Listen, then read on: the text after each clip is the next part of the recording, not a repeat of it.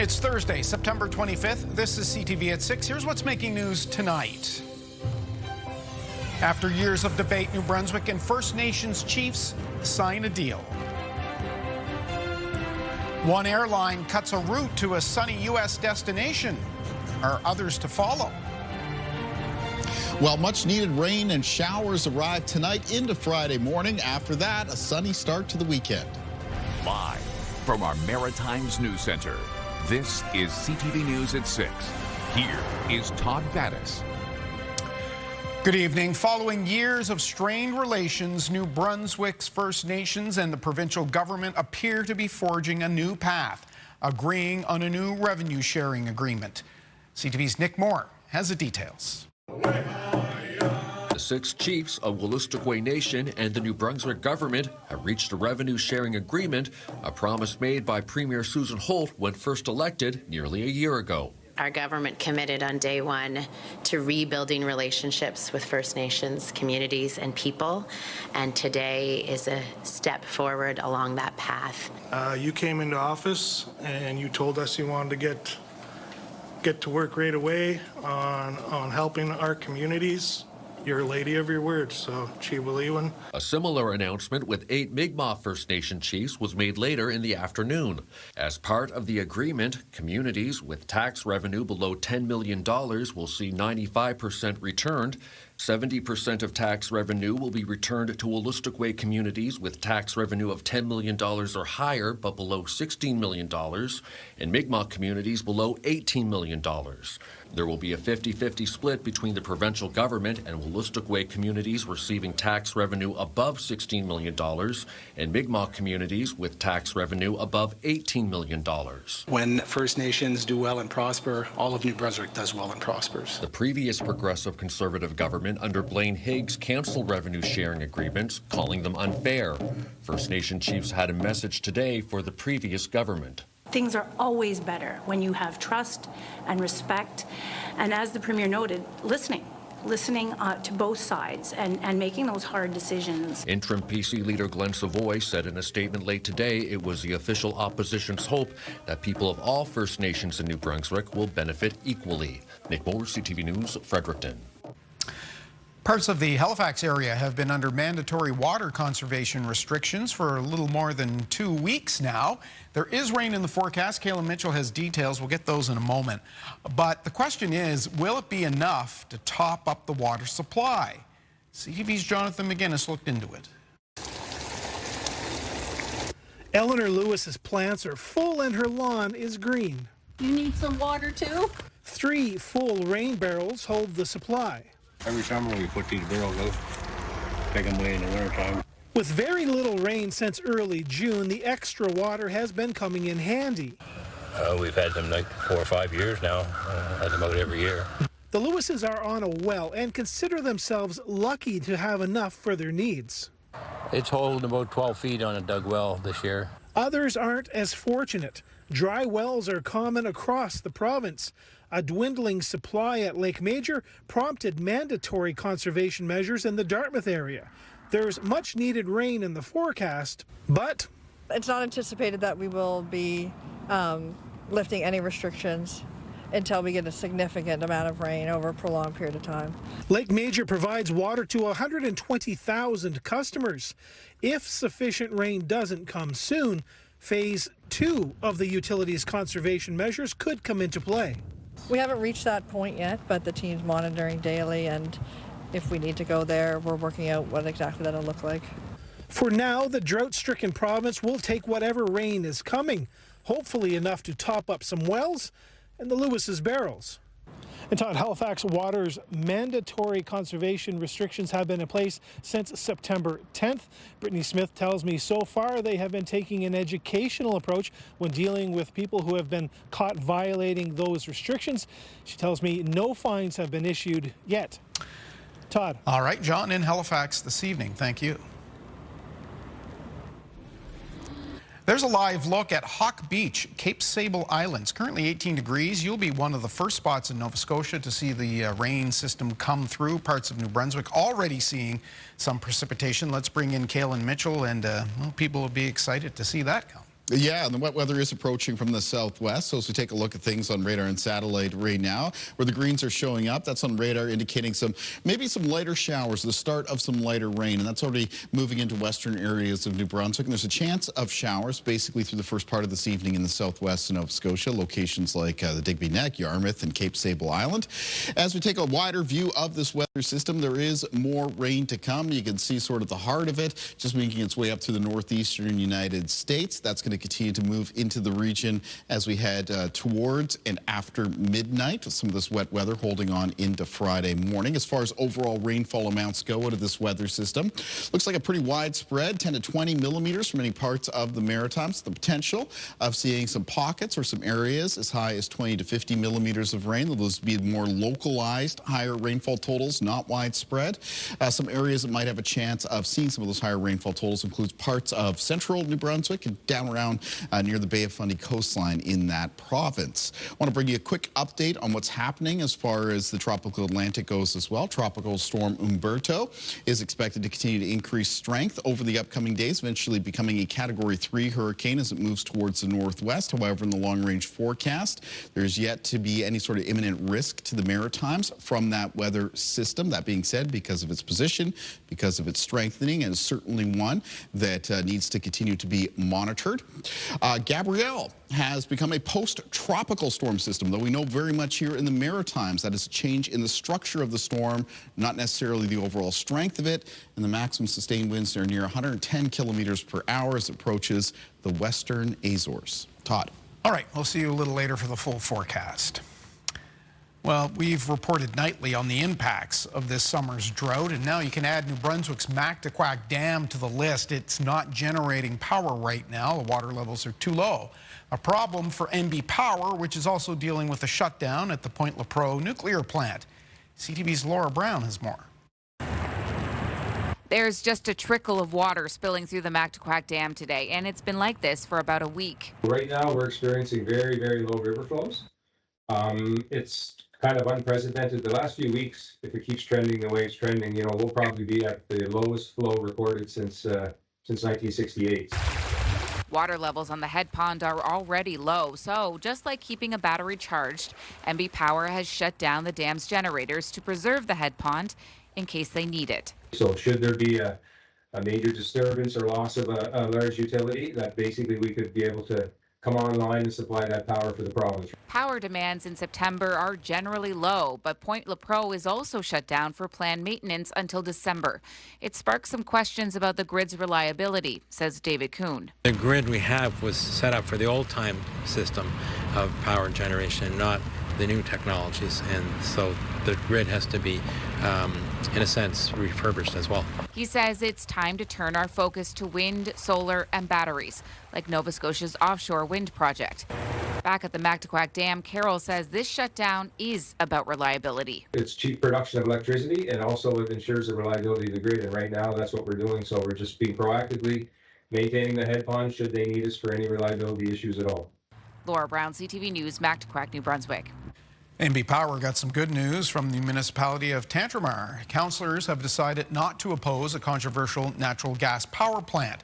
In a 5-4 vote this week, they backed NB Power's proposal, citing the benefits of the project. The 500-megawatt power plant is set to be built near the Tantramar Marsh, that's near Sackville, New Brunswick. A motion by opponents requested council write to Premier Susan Holt calling for the cancellation of the facility. The disappearance of a New Brunswick man a year ago is now being investigated by the RCMP's Major Crime Unit. Police say 48-year-old David Alexander Mitchell was last seen at a home on Whites Mountain Road last September. The RCMP says no leads or tips have led to the missing man. The Major Crime Unit began investigating the case, considered suspicious some weeks ago. Mitchell is described as 6'2", about 180 pounds, with gray hair. And online, St. John Police Force members have filed harassment complaints against the Chief of Police. The details are at our website, ctvnewsatlantic.ca. Nova Scotia charity that provides essential services to veterans was hit by thieves recently. As CTV's Vanessa Wright reports, it cost thousands of dollars. There was glass everywhere. The CEO of Vets Canada surveys damage done to their back door. She suspects thieves used a rock to break it open last weekend. They had left the door propped open with another rock, so I'm assuming their intention was to come back at a later time. So it's lucky that we came in when we did. She says someone ravaged through her office and stole a lockbox filled with thousands of dollars worth of gas and grocery cards. The Dartmouth-based nonprofit helps veterans facing homelessness and food insecurity, offering services to support their transition back home. It's really disheartening to think that the people that put their lives on the line to support our country, we're doing our best to support them, and then something like this happens, and it's really unfortunate. They've helped more than 4,000 veterans to date, including members of the Canadian Armed Forces and RCMP. Because what people don't realize about veterans is unless you serve, 20 years or more than 10, you don't get a pension. So a lot of our clients did serve less than 10 years, so they're not getting a pension. Transition from the military is difficult, and it leads people to crisis situations, and that's what we're here to help with.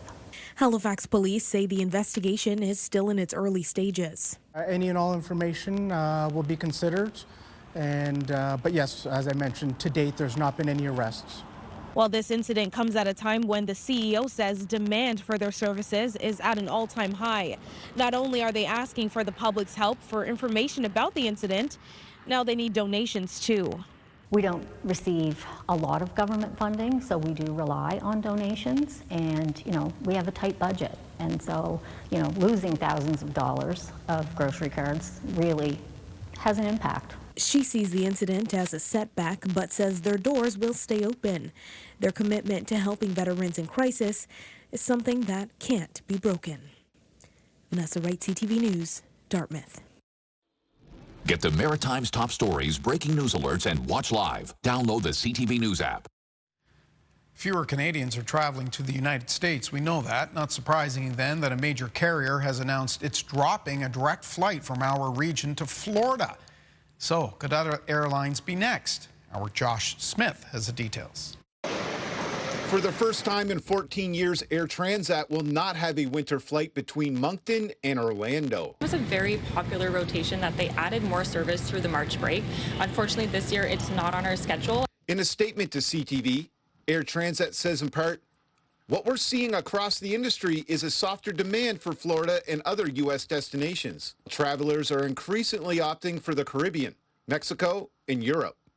Moncton Airport's new schedule highlights a different route to replace the U.S. destination." And this year we're going to have 11 weekly flights, so it's the same rotation as last year, and we're going to have Jamaica, we're going to have Cuba, we're going to have Mexico and Dominican Republic, and brand new route this year to Holguin, Cuba, so we're excited to launch that new service in February. Other airlines are also making changes.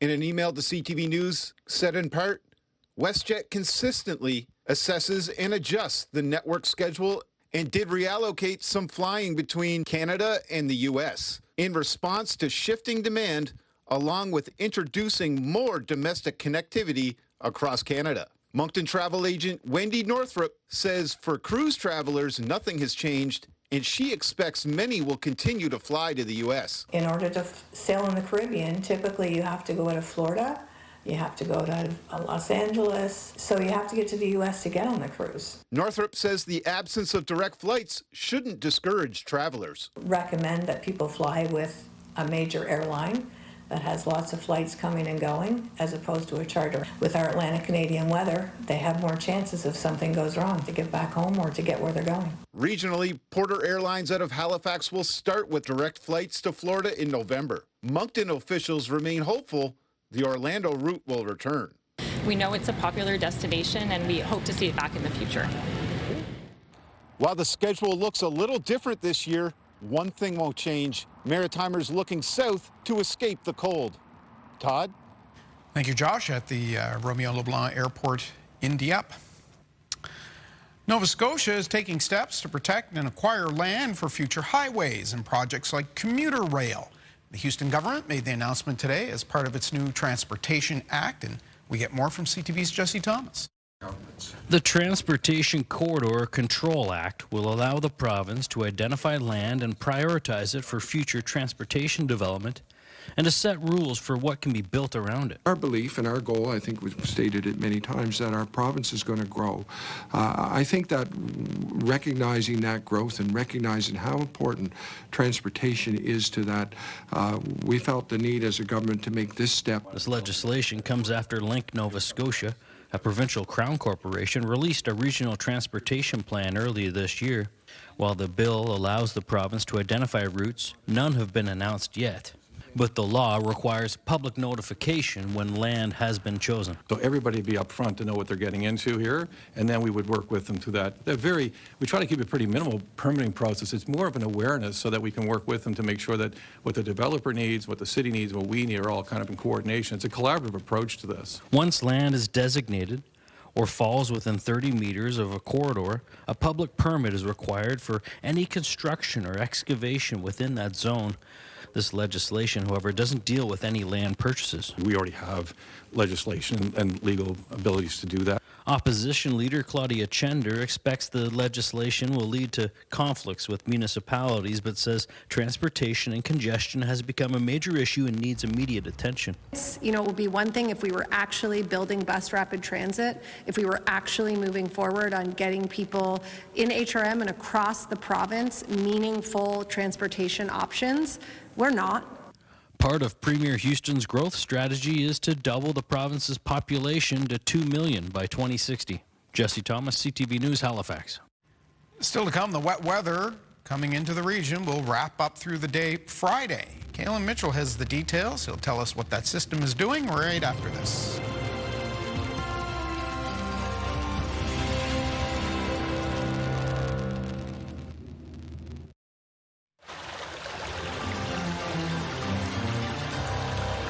Why would it be any different in Waverly? This is the Shuby Canal. The water is extremely low, as it is pretty much around the region. Yes. Good thing we've got some rain in the forecast for tonight. Now, this weather system on its own is not going to be enough. If we could get maybe a couple weather systems like it each week over the next several weeks, and then a decently snowy winter, that would be very helpful. We need that snowpack. We do, because this actually, a lot of the drought conditions for parts of the region went back to the winter season, where we finished with below normal amounts of snow. So we were already sitting at a little bit of a, think of it as like, I don't know, a bank account, except for water. It was already sitting at a little bit of a deficit before we went into that dry stretch. The skiers and the snowmobilers nodding in approval. Oh, that as well. Watching, yeah. Of course. All right, let's take a look at some weather conditions across the country. We'll go back to our forecast here in the Maritimes. They are seeing some wet weather in parts of BC. Prince George reporting rain right now, sitting at 9 degrees. We've got temperatures that have cooled down in parts of Saskatchewan. Regina now sitting at 20. They did make it up to the low 30s yesterday. Winnipeg, sunshine, 20 degrees. Up north, it's a mix of sun and cloud at Whitehorse, 9 degrees. 12 at Yellowknife for the mix of sun and cloud. In Iqaluit, a mix of sun and cloud and cooler sitting at 8. Low to mid-20s in parts of southwestern Ontario, then high teens moving up to the St. Lawrence River Valley. Quebec City reporting some rain, 15 degrees there. Rain at Montreal, rain at Boston, and that next stop for that rain here in the Maritimes. So taking a look at our timeline for cloud cover and precipitation. Rain, drizzle, and fog developing as we move through the night. By around midnight, that rain should be across New Brunswick, across much of the west of Nova Scotia, and during the overnight hours, building into Prince Edward Island, eastern areas of Nova Scotia. From there, the bulk of the rain will be clearing east of the region through Friday morning. Now, it may linger a little bit in Cape Breton into the early afternoon. For the remainder of Friday afternoon, it'll be a mix of sun and cloud with a low chance for any given community in the Maritimes of seeing a spotty shower. It's about a 20% chance of a shower Friday afternoon into Friday evening. So the bulk of the rain basically coming in tonight and into the early Friday morning. Talked about rainfall amounts. Looks like it's going to be about 10 to 20 millimeters for a good portion of the Maritimes, so with the possibility of some localized totals as high as 20 to 50 millimeter mark. Now, winds with the rain as it comes in, they're going to be picking up tonight. They'll be a little bit gusty out of the south and southwest. There'll be some gusts 30 to 60 kilometers per hour before the wind direction becomes west and northwest Friday afternoon, and those gusts diminish a little bit. Because of the topography of the Cape Breton Highlands, A wind warning has been issued there. It's for northern Inverness County. It's Friday morning and early Friday afternoon. In those southerly winds, there could be some peak wind gusts up to around 100 kilometers per hour. Low temperatures in the forecast for tonight, mostly 12 to 16 degrees in the Maritimes. Then highs in the forecast for tomorrow in the north of New Brunswick between 20 and 23. Down through central and southern areas of New Brunswick, high temperatures tomorrow in the low 20s. Prince Edward Island, high temperatures between 20 and 23 degrees on Friday. So despite the wet weather moving through, it's not going to be getting particularly cool. In fact, those temperatures are a little bit above average for late September. 20 to 22 degrees in Cape Breton for tomorrow, between 20 and 24 for eastern parts of mainland Nova Scotia. Northern and central parts of the province with high temperatures in the high teens and low 20s for Friday. And in the southwest of Nova Scotia, high temperatures between 19 and 23 degrees. Let's take a look at the 7-day outlook. In behind the wet weather coming in tonight into Friday morning, it is clearing into the start of the weekend as an area of high pressure moves into place. Sunshine in the forecast for Saturday. Mixed sun and cloud for New Brunswick on Sunday. It is mild to start next week. Monday looking mostly sunny. Tuesday, National Truth and Reconciliation Day, mostly sunny. And then temperatures cool for Wednesday and a mix of sun and cloud on Thursday. So a little bit of sweater weather coming up around the middle part of next week. Nova Scotia in the forecast. Coming at the start of the weekend, it's sunshine and high temperatures on Saturday, high teens, low 20s. Same thing goes for Sunday with a mix of sun and cloud. Temperatures remain mild into Monday of next week, looking mostly sunny. A mix of sun and cloud in the forecast for Tuesday and Wednesday, but temperatures do look like they will be cooler by Wednesday, highs in the low to mid-teens, and then a mix of sun and cloud for Thursday. And for Prince Edward Island, the forecast, start of the weekend, it's going to be mostly sunny, high temperatures near 17 degrees, up to 19 on Sunday with a mix of sun and cloud. Milder on Monday with a high near 20. Back down to 16, though, on Tuesday, and a little bit cooler on Wednesday of next week. Mix of sun and cloud, highs near 14, and 14 degrees in the mix of sun and cloud for Thursday, Todd. Well, that is a beautiful stretch. Okay, we'll see you at the end of the show. Next, as tensions with the U.S. linger, is Canada about to go it alone? A new book examines the possibility, and the author will join us. And Katie Kelly is live on the scene for us tonight. Todd, I'm back on the Garrison grounds once again. There's another huge music festival happening here this weekend. Behind me, the stage is being set for the Magnetic World Music Festival. Dom Dolla, 21 Savage, The Kid Leroy will all perform on the stage behind me over the next 3 days here in Halifax. Coming up on the scene, I'm going to chat with one of the local acts and an organizer, and we're going to give you a preview of what you can expect. See you soon. Okay, so another chance to win $5,000 from Virgin Radio's 5K a day. Get your first keyword starting with us at 7 a.m. And tomorrow's your last chance at a membership to Orange Theory. Good luck.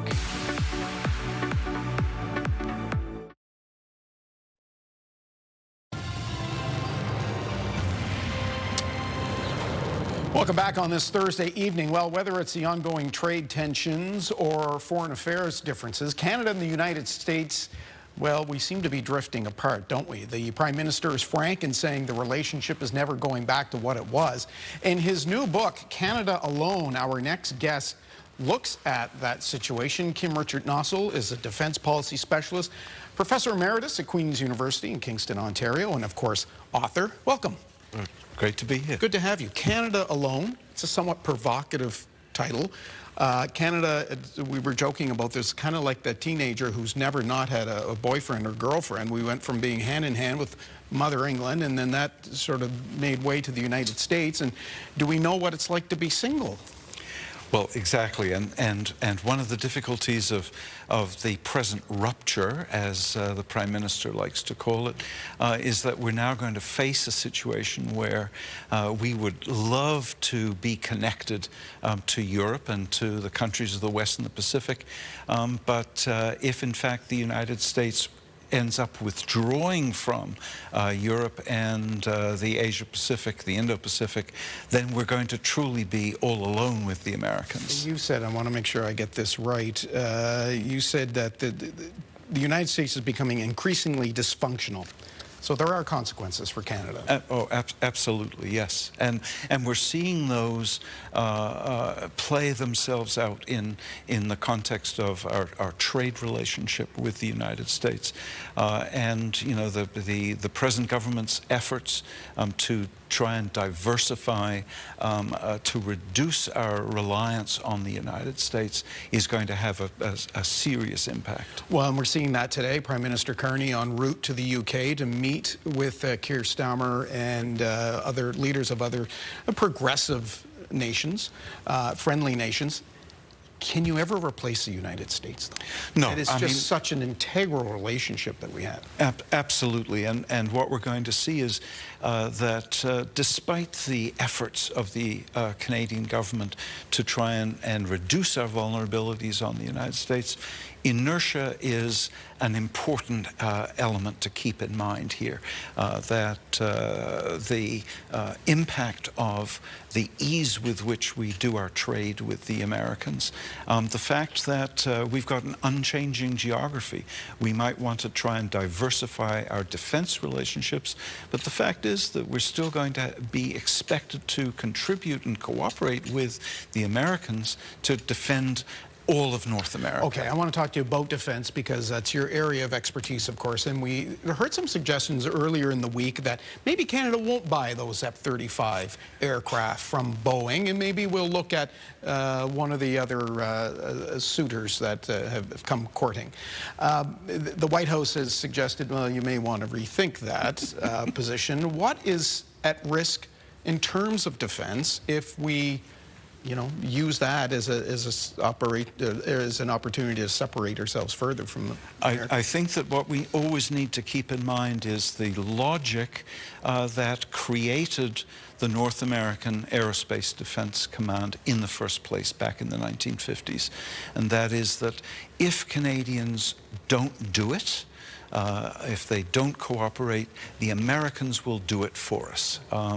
And so that given the fact that the Americans are going to be flying the F-35, it's the only jet fighter that they will have for a while, and given the fact that the European fighters, notably the Saab Gripen, will not be capable of networking with those F-35s. The logic for us to have at least a significant part of our fleet being F-35s is just too great. There's been some suggestion that, okay, well, we'll align ourselves a little more closely with Europe, and that seems to be a good fit. Is that reasonable to expect that that could fill a lot of the void that we may have from the U.S.? To a certain extent, it will. The real question is what that European connection will mean in the medium term. In particular, if the United States, as it would appear is happening, wants to withdraw from Europe. And from that point of view, the impact of our defense relationship with the United States, that's not going to be shifting in any sense. There's a great passage in the book where you write about, if we're thinking that this is something entirely new, we don't have to go back that far, and that there was some trepidation with the election of a certain president named Ronald Reagan. Right. And Canadians, a certain amount of Canadians thought, oh, what is this going to do to the relationship? It seems almost laughable now to think that, but that was a real concern. It was, and it was a measure of just how different and radical Ronald Reagan and the Republicans of the early 1980s were. But as you say, by comparison, this particular rupture is nothing. You know? Are you optimistic? I think that in a measured way, yes, mainly because I still have a certain degree of faith in the American voter, even though 110 million of them didn't show up in 2024. But I think that this administration has demonstrated to Americans the difficulties of pursuing a kind of a radical America First foreign policy and an equally radical domestic policy. Well, Kim Richard Nussel, it's a very accessible book, I should say, and it's a very important read. Thank you very much for coming on. I know you're going to be in St. John tomorrow. People can hear you read an excerpt then. Fantastic. Thank you. Thank you very much for having me. We'll take a break. We'll be back. 2 minutes.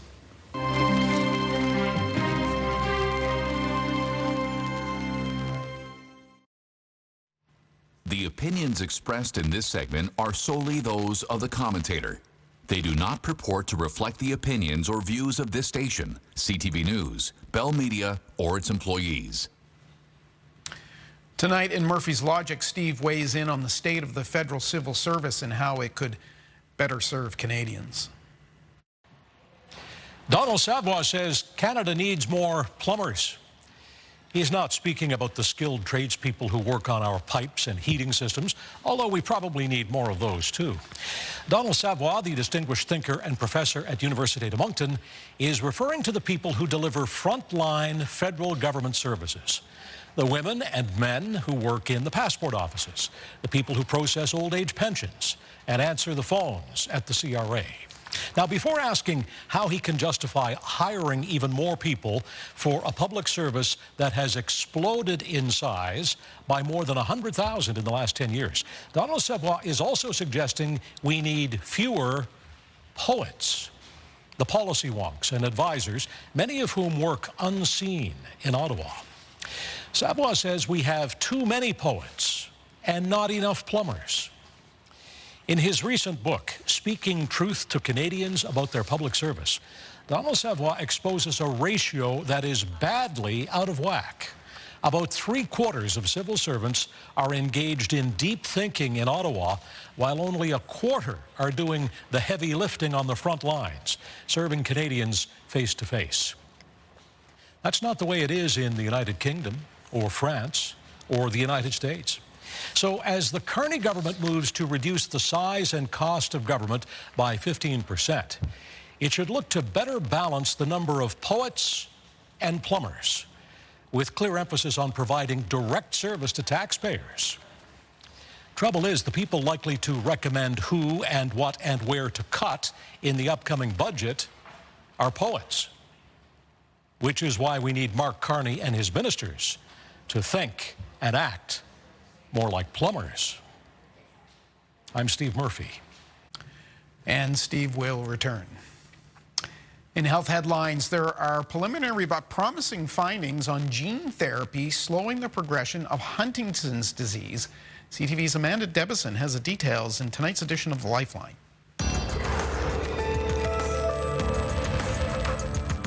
An experimental gene therapy was found to slow the progression of Huntington's disease, marking a major step toward a potential first genetic treatment for the condition.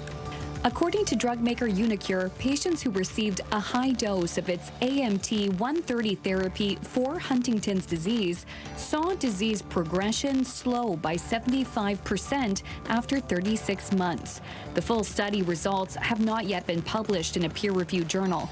The Amsterdam-based company said it plans to submit its data on AMT-130 to the FDA early next year. Huntington's disease is an inherited and progressive brain disorder caused by a genetic mutation. The rare disease triggers nerve cells in parts of the brain to gradually break down and die, leading to uncontrolled movements, emotional or behavioral problems, and loss of cognition. There is currently no treatment that can cure, stop, or reverse Huntington's disease, but some of the symptoms can be treated. Researchers at one of Canada's premier vaccine centers say funding cuts by the U.S. are poised to upend the work done globally to fight diseases. A virologist at the Vaccine and Infectious Disease Organization in Saskatoon says a decision made by America's Trump administration to reduce billions in research grant funding from the National Institutes of Health has ramifications in Canada. The funding even helped research projects at the University of Saskatchewan Research Centre. She calls the American pullback an assault on vaccine research, and she hopes Ottawa can boost funding to fill the gaps. Finally, the number of people confirmed sick because of a salmonella outbreak linked to pistachios in this country continues to rise. The Public Health Agency of Canada confirms 105 people have gotten sick since the outbreak started in early March, an increase of 26 cases since earlier this month. The agency has issued 26 recalls of pistachios and pistachio-containing products since July. 16 people have now been hospitalized because of the outbreak that has sickened people in New Brunswick, as well as Quebec, Ontario, Manitoba, Alberta, and BC. With Health and Medical News, I'm Amanda Debison for the Lifeline.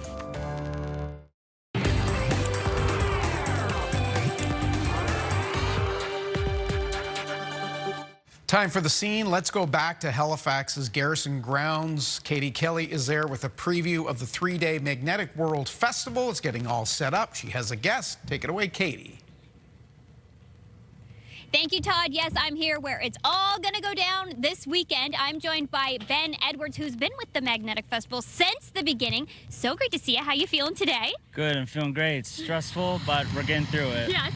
So we hear some noise back there. A lot of things happening here on the Garrison Grounds. Talk to me a little bit about what's happening behind me. So yeah, on behalf of the whole Magnetic World team, we're very proud to present the 4th edition of Magnetic World Music Festival. The whole team is working tirelessly around the clock to ensure that everyone has a memorable weekend. Awesome. Amazing. And how long have you been here trying to get everything set up?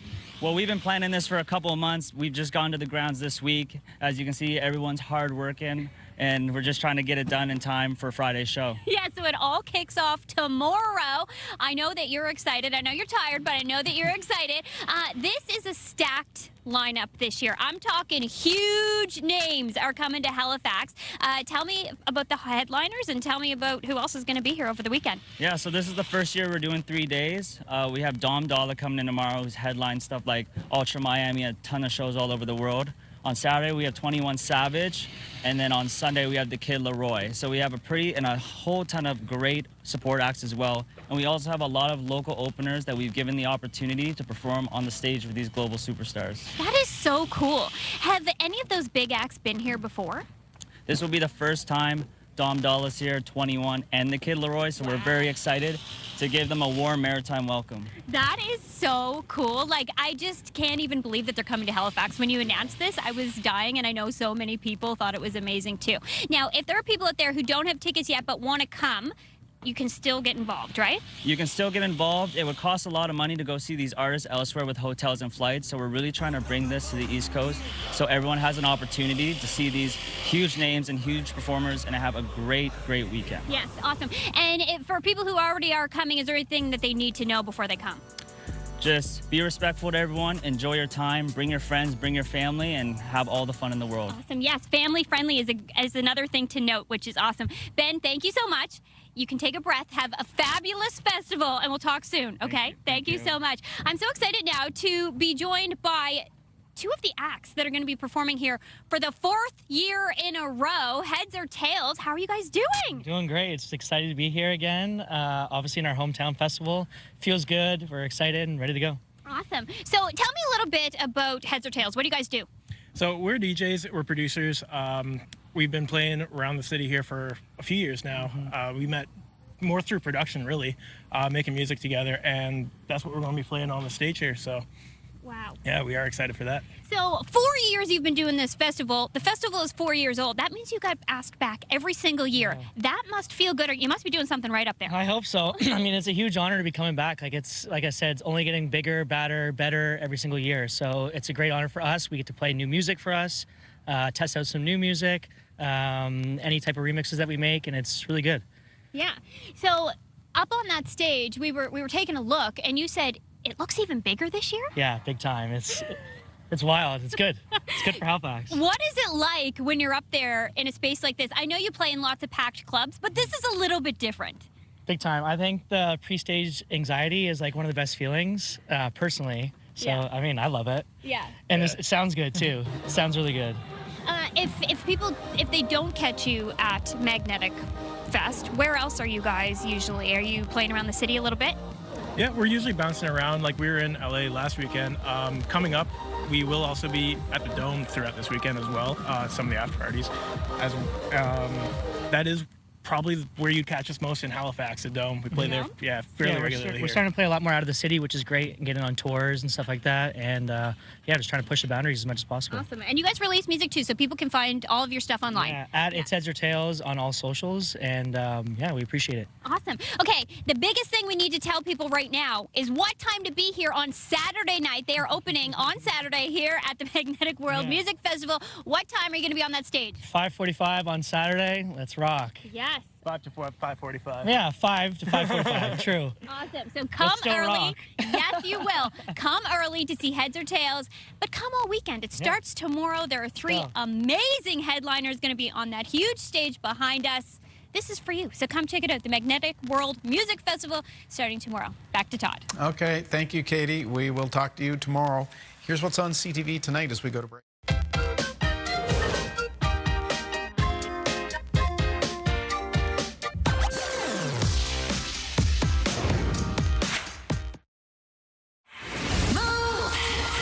With Crash and Sarah Betts. From instant regrets to non-regrets tomorrow morning on the show. Plus, we're headed to Newfoundland with Foodie Friday tomorrow at 12.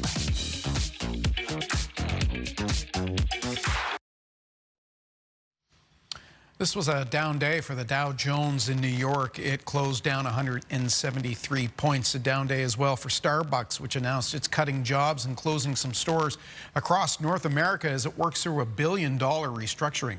BNN Bloomberg's Marilla Fernandez now with details. The coffee chain will close an estimated 400 locations it says are underperforming. 900 jobs are also being cut. This is the second round of layoffs for Starbucks.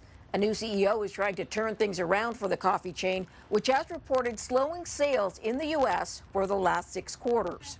Here's a look at how the trading day ended. The Canadian dollar is down to 71.73. West Texas Intermediate is up to 65.20. Western Canadian Select is up $1.48 to 53.18. And the TSX dropped by 24 points today to 29,731. Those are your business headlines. I'm Marilla Fernandez. One more look at the forecast. Kalen on the deck. Kalen. Yeah, thank you, Todd. It's mild and cloudy out here in the north end of Halifax yet. Again, the rain tonight is building in from the west to the east, so I expect it'll be raining in the Halifax area by around midnight. Let's take a look at our viewer picture for tonight. This is a great shot. This is coming in of the southwest New Brunswick from St. Stephen, New Brunswick, and this was sent in by Ron McDonald, and it features a fog bow. So same principles of rainbows, just that the finer water droplets that comprise the fog make for a more washed out arc, so it often appears gray or with very faint colors. I want to thank Ron once again for sending that in. Now, of course, for St. Stephen for tomorrow, well, for tonight, it's going to be rain, and then that rain looks like it'll be clearing out very early tomorrow morning. It's followed by a mix of sun and cloud in the afternoon and a high temperature near 24 degrees. That takes us to the day planner for tomorrow morning. And across most of the Maritimes, to get your day started, I would plan on a bit of a damp or soggy start, especially around Prince Edward Island, eastern areas, Nova Scotia. The rain may still be coming down pretty steady for some areas. There'll also be some patchy, lighter showers and drizzle in the region. But by Friday afternoon, we're getting into partial clearing. Winds are still going to be a bit on the gusty side. They'll be changing direction. They'll be coming west and northwest. And most high temperatures tomorrow still expected to get up to the high teens and the low 20s. Let's find out what's coming up on Friday on your Morning Atlantic. Friday on Your Morning Atlantic, fall fashion trends at great prices. Stylist Erica Work will join us to share all the top colors and prints of the season. Start your morning with us Friday on CTV2. And finally for us tonight, a new edition of the Merriam-Webster Dictionary. It includes some modern words and phrases we've all become familiar with. Merriam-Webster is publishing a new edition of its collegiate dictionary. The book marks the company's 12th update, the first in 22 years. The dictionary includes more than 5,000 new words and phrases, including cold brew, we were just talking about Starbucks, doom scroll, dad bod, and farm to table. Officials with the publisher say although Merriam-Webster's website gets more than 1 billion visits annually, the hardcover editions still sell quite well. And that is our look at the day here at home. Stephanie Seacos is here at 11:30, and CTVNewsAtlantic.ca has updates anytime. I'm Todd Battis. I hope to see you right back here at 6 tomorrow night for your local news. Until then, have a good night.